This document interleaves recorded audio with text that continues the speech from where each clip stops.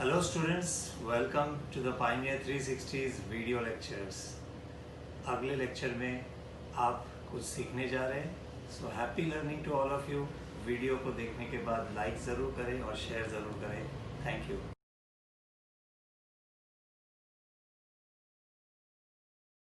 Possibilities of delta H and delta S. So first possibility is delta H is minus, delta S is positive. So students have started answering. Some are saying negative.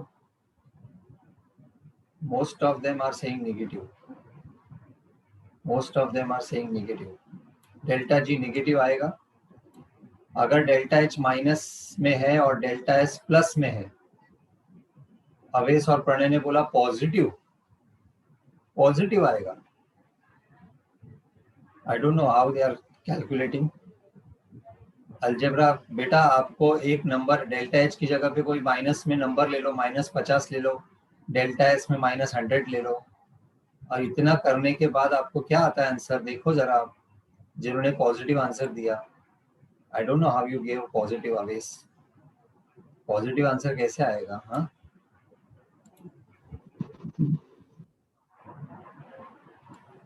Okay, those who have not participated so far, आपको क्या करना है, algebra use करना है इसमें. Delta H अगर minus में कुछ भी नंबर ले लो, -50 ले लो, 50 और 100 नंबर लेके देखो यार, 50 और 100 नंबर लेके देखो ना आप लोग. टेम्परेचर कुछ भी ले लो, टेम्परेचर तो पॉजिटिव नंबर ही होता है. हाँ वेस, फिर तुमने पॉजिटिव बताया ना, इसके लिए मैं बोला, तुमने पॉजिटिव बताया था, यानी बिना किए बताया तुमने. चलो बाकी लोग, where are others not participating? Okay, सबके कैमरे ऑन है. आंसर दो, आंसर दो, आंसर दो. Yes, the answer is very very simple. It will be negative. Only negative possible है इसमें. ओके, इसका मतलब प्रोसेस क्या होगा? स्पॉन्टेनियस होगा. टेम्परेचर चाहे कम हो या ज्यादा, टेम्परेचर की वैल्यू कितनी भी हो, प्रोसेस स्पॉन्टेनियस होगा. ये फर्स्ट पॉसिबिलिटी सबको समझ में आ गई? थम्स अप दे दो एवरीवन. क्या आपको ये बात समझ में आ गई? अगर आपको डेल्टा एच माइनस में है और डेल्टा एस पॉजिटिव है, तो आप कैलकुलेट मत करना. अगर एमसीक्यू आएगा तो, अगर एमसीक्यू आएगा एंट्रेंस वालों, तो आप कैलकुलेट करना मत, आप डायरेक्ट बता देना प्रोसेस स्पॉन्टेनियस है, डायरेक्ट बता देना आप. तो जो भी यहाँ पे स्मार्ट स्टूडेंट्स हैं एंट्रेंस वाले, उनको मैंने शॉर्टकट दे दिया है. ये शॉर्टकट है आपको. कुछ लोग कैलकुलेट करते बैठते हैं एमसीक्यूज. एंट्रेंस एग्जाम में टाइम चाहता है 5 मिनट 10 मिनट जाता है एक क्वेश्चन के पीछे, जबकि आंसर सिर्फ इतना लिखना होता है कि प्रोसेस स्पॉन्टेनियस है कि नहीं है, जो कि आपको सिर्फ पॉजिटिव नेगेटिव से मालूम पड़ता है. सो प्लीज नोट कर लो सब लोग. सेकंड पॉसिबिलिटी ये है, सेकंड पॉसिबिलिटी ये है कि डेल्टा एच माइनस और डेल्टा एस भी माइनस. अगर दोनों नेगेटिव रहेगा तो क्या पॉसिबल है? अगर दोनों नेगेटिव रहेगा तो क्या पॉसिबल है?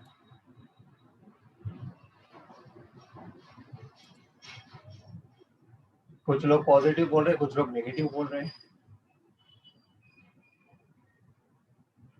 सोच के जवाब देना.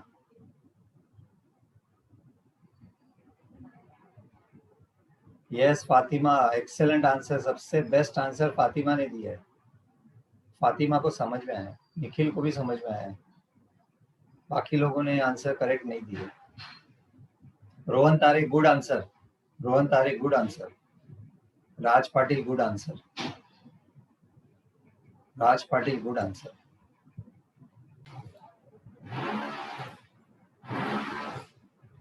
So this chart, if you remember, you will be easily able to predict whether the reaction is spontaneous or non-spontaneous depending on the different combination of delta H and delta S. Okay? इसमें आपको first और fourth combination पे ध्यान देना है. First और fourth combination जो होगा वो आपको डायरेक्ट आंसर दे देगा. सेकंड और थर्ड के केस में आपको, जब तक आप कैलकुलेशन नहीं करते हो, आपको मालूम नहीं पड़ेगा.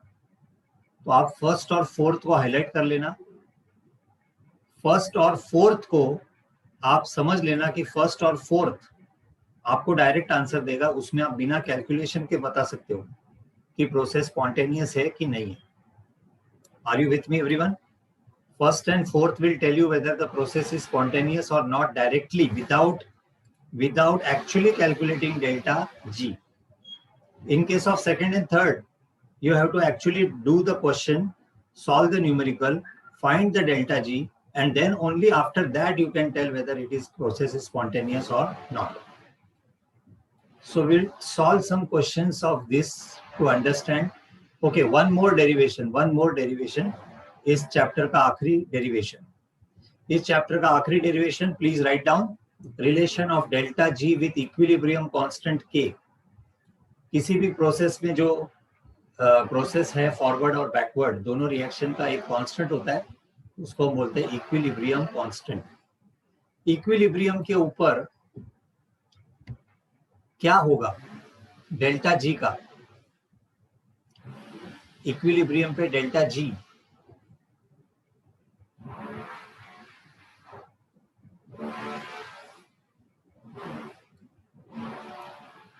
तो हम रिलेशन फाइंड करेंगे डेल्टा जी का इक्विलिब्रियम कांस्टेंट के साथ. Yes, very good. Many students have already answered. Let's take four, लेकिन हमें एक्सप्रेशन फाइंड करना है ना, हमें एक्सप्रेशन फाइंड करना है के साथ. हमें डेल्टा जी का के साथ रिलेशन ढूंढना है. तो सबसे पहले एक रिएक्शन कंसीडर कर लेते हैं, A plus B give C plus D. इस रिएक्शन का इक्विलिब्रियम कांस्टेंट पहले तो हमें फाइंड करना है. ये प्रेशर के टर्म्स में पी होगा. ये सबको law of thermodynamics chemical equilibrium में मैं पढ़ा चुका हूँ ये आपको. ओके, ऊपर आएगा प्रोडक्ट का कॉन्सेंट्रेशन, नीचे आएगा रिएक्टेंट का कॉन्सेंट्रेशन. ये होता है इक्विलिब्रियम पे. इक्विलिब्रियम पे Q is equal to K. Please note this. Equilibrium constant पे क्या होता है? Ratio of concentration of product divide by concentration of reactant is constant.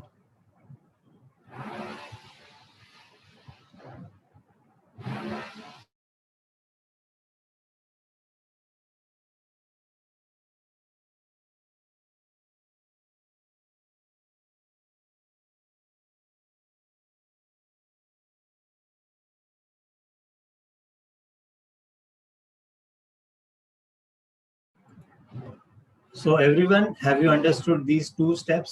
दो स्टेप्स सबको समझ में आ गए. अभी हमने सिर्फ डेरिवेशन स्टार्ट किया है और इस डेरिवेशन में हम इक्विलिब्रियम पे देखने वाले हैं कि डेल्टा जी का रिलेशन के साथ क्या है. और Q दो तरह का होता है. QC होता है, C में कॉन्सेंट्रेशन लिया जाता है, और QP का मतलब प्रेशर के टर्म्स में लिया जाता है. दोनों तरीके से एक्सप्रेस कर सकते हैं. C is for concentration, P is for pressure. Now, reactant and product are not in standard states. तो ये आपका एक एक्सप्रेशन है delta G is equal to delta G not plus RT ln Q. ये expression आपको आया है Nernst equation से, इलेक्ट्रोकेमिस्ट्री से. ये इक्वेशन आपको डायरेक्टली याद रखना है. डेल्टा जी की वैल्यू जो होती है उसके लिए एक फॉर्मूला है, delta G is equal to delta G not plus RT ln Q. You can write that this equation is coming from Nernst equation. Just for your reference, ये इक्वेशन कहाँ से आया? ये नर्स्ट इक्वेशन इलेक्ट्रोकेमिस्ट्री में है.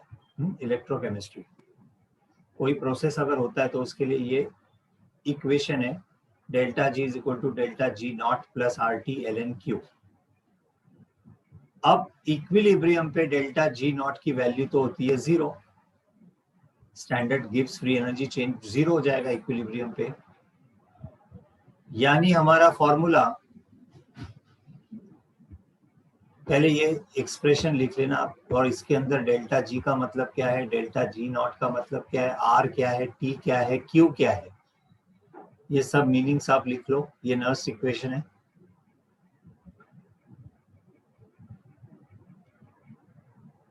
In exam derivation is not expected, but the formula will be expected, जो अभी आगे आने वाला है. अभी आगे फॉर्मूला आने वाला है.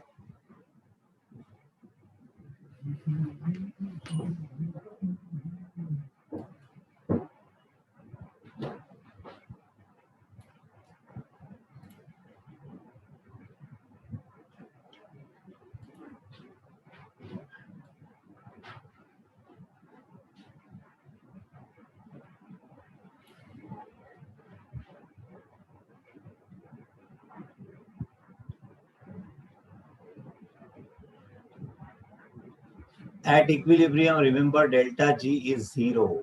इक्विलिब्रियम पे डेल्टा जी 0 हो जाता है। इक्विलिब्रियम पे गिब्स फ्री एनर्जी चेंज की वैल्यू 0 होती है। इसका मतलब हमारा जो एक्सप्रेशन है वो एक्सप्रेशन ये हो जाएगा 0 is equal to delta G not plus R T L N Q. Q की जगह पे के आ जाएगा, इक्विलिब्रियम पे क्यू की जगह पे के आ जाएगा, डेल्टा जी की जगह पे 0 आ जाएगा।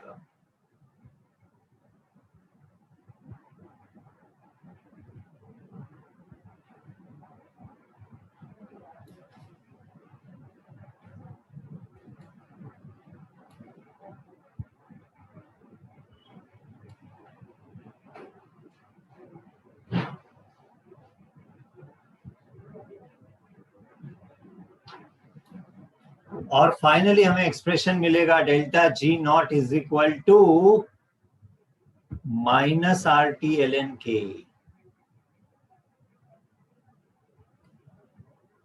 एल एन का मतलब होता है log base E. L N का मतलब होता है लॉग बेस ई, लेकिन हमको कैलकुलेशंस करने के लिए लॉग का बेस होना चाहिए 10।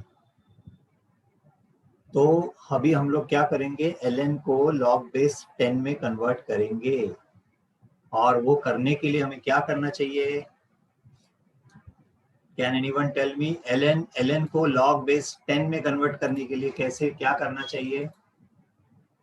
लॉग बेस ई को लॉग बेस 10 में कैसे कन्वर्ट करते हैं? राज, कैसे करेंगे?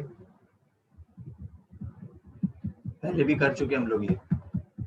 2.314 से मल्टीप्लाई करके। 2.303 से वेदांत, यू आर राइट, लेकिन 2.303 यस हाँ, सर। 303 से मल्टीप्लाई करेंगे ना तो लॉग बेस 10 हो जाएगा। हो गया अपना फॉर्मूला रेडी। अब इसका तुम यूज कर सकते हो कैलकुलेशंस करने के लिए। ये फॉर्मूला कैलकुलेशन करने के लिए यूज कर सकते हो। सो ये आखिरी डेरिवेशन था स्टूडेंट इस चैप्टर का।